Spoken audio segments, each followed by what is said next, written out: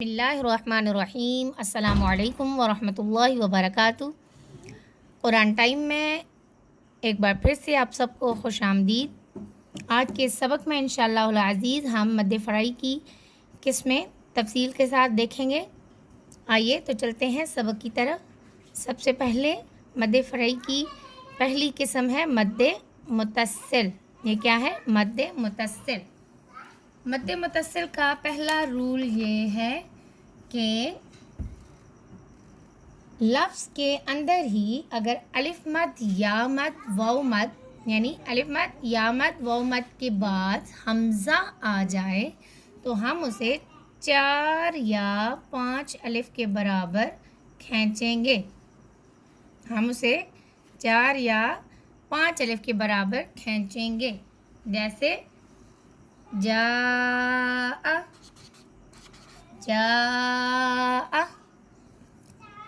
آپ کھینچنے کی پریکٹس اگر آپ کو نہیں سمجھ آتی تو یوں بھی کر سکتے ہیں، اپنے ہاتھ کو سامنے رکھیں اور پڑھتے وقت یا پہلے اپنی فنگرز کو بند کر لیں اور پھر جب آپ پڑھیں تو جاء، یعنی جتنی دیر ہماری انگلی کو کھولنے اور بند کرنے میں لگتی ہے، یا بند انگلی کو کھولنے میں یا کھلی انگلی کو بند کرنے میں دیر لگتی ہے، تو وہ 1 الف کے برابر لمبا کرتے ہیں۔ وہ 1 الف کے برابر لمبا ہو جاتا ہے، یعنی 1 سیکنڈ لمبا کرتے ہیں۔ یہاں پر ہم لفظ کو 5 الف کے برابر کھینچ کر یعنی لمبا کر کے پڑھیں گے۔ جاء شاء۔ مد متصل کا کیا رول ہے؟ یہ رول ہے کہ الف مد یا مد واو مد کے بعد لفظ کے اندر ہی اگر حمزہ آ جائے تو ہم مد والے لفظ کو 5 الف کے برابر کھینچ کر پڑھیں گے۔ دوسری ہماری قسم ہے مد منفصل۔ مد منفصل کا یہ رول ہے یا یہ قاعدہ ہے کہ اگر الف مد یا مد واو مد پر ایک لفظ ختم ہو اور دوسرا لفظ حمزہ سے شروع ہو تو ہم اسے 2 الف 5 الف یا 6 الف کے برابر بھی کھینچ کر پڑھتے ہیں، لیکن ہم یہاں پر الف مد آ رہا ہے تو ہم اسے 2 الف کے برابر کھینچ کر پڑھیں گے۔ مد منفصل کا کیا قاعدہ ہے کہ اگر یہ ہمیشہ 2 لفظوں کے درمیان ہی آتی ہے، جیسے قالوا آمنا،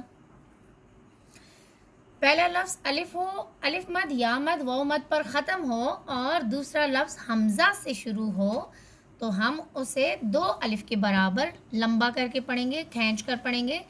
تو یہاں پر یہ دیکھیں، یہ 2 لفظ ہیں، قالو ایک لفظ ہے، آمنا دوسرا لفظ ہے، تو ہم یہاں پر قالو آمنا، ہم اسے یہاں پر 2 الف کے برابر کھینچ کر پڑھ رہے ہیں۔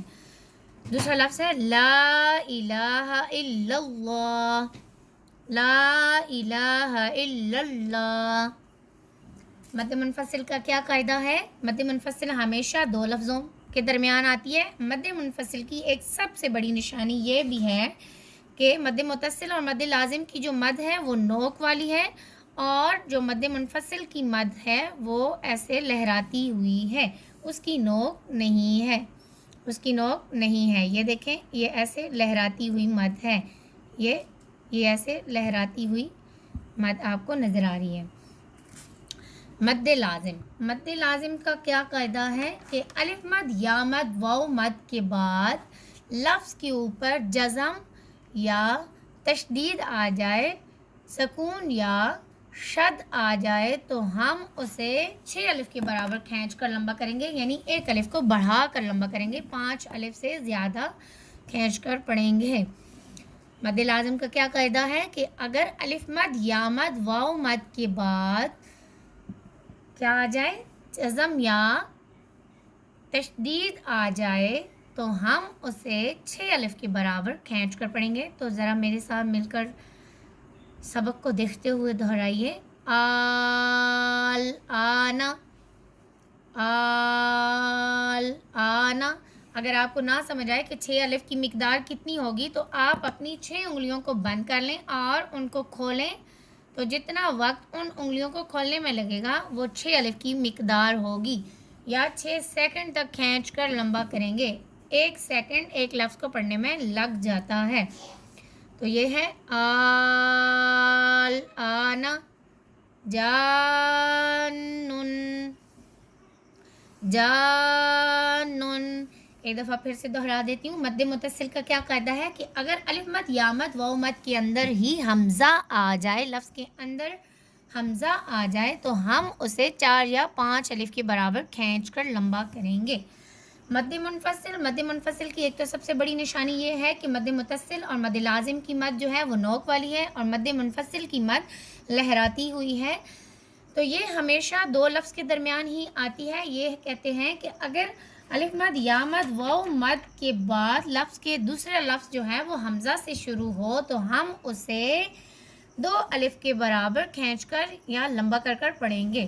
مد لازم کا کیا قاعدہ ہے کہ اگر الف مد یا مد واو مد کے بعد لفظ کے اوپر اگلے لفظ کے اوپر یعنی جزم یا تشدید آ جائے یا شد آ جائے تو ہم اسے 6 الف کے برابر کھینچ کر پڑھیں گے۔ تو یہ ہے آل آنا، جانن۔